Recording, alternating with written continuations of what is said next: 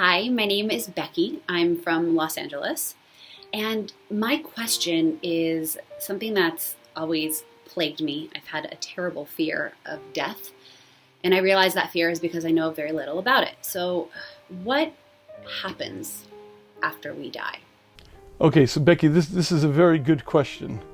And it's something that plagues many of us and is something that sounds very distant and very difficult to understand.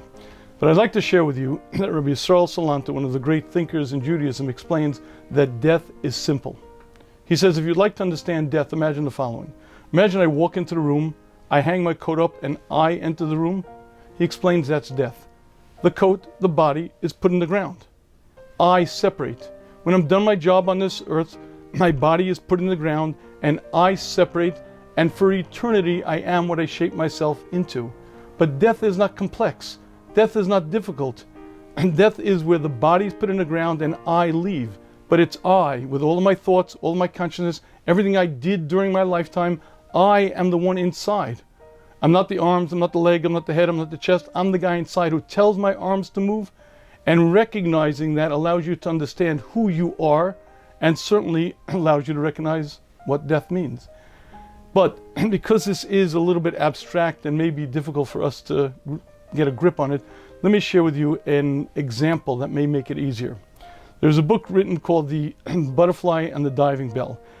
It is a story of the editor of Elle magazine in France. He was involved in a very, very gruesome car accident, and he woke up after 3 days in the hospital in what's known as locked-in syndrome.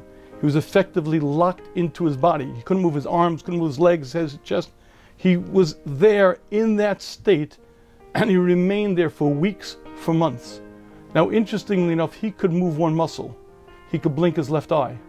A speech pathologist devised a method for him to communicate. She put the alphabet on a card. She would move her finger down the card. When she got to a letter that he wanted a signal, he would blink his eye. Hence, he was able to communicate to the world. So here's the question. That man, in that state, locked into his body, was he alive?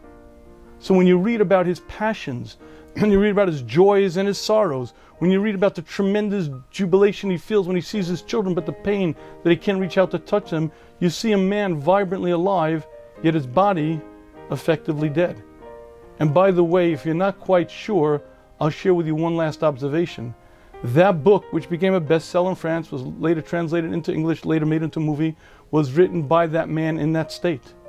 In the mornings, he would compose the sentences and the paragraphs in his mind. In the afternoon, his secretary would stand at the foot of his bed taking dictation, letter by painstaking letter, because he died in that state. And if you want to see an example of a man vibrantly alive, yet his body effectively dead, read The Butterfly and the Diving Bell. But that is the great secret. I'm not the body. I'm housed inside the body, much like an astronaut who wears a suit. But this part doesn't define me. When I'm done my job here, my body's put in the ground and I separate. And everything that I did during my lifetime, what I accomplished, what I did, what I didn't do, is a part of me for eternity. We're put into this world to grow, to change ourselves, and forever I am what I shape myself into.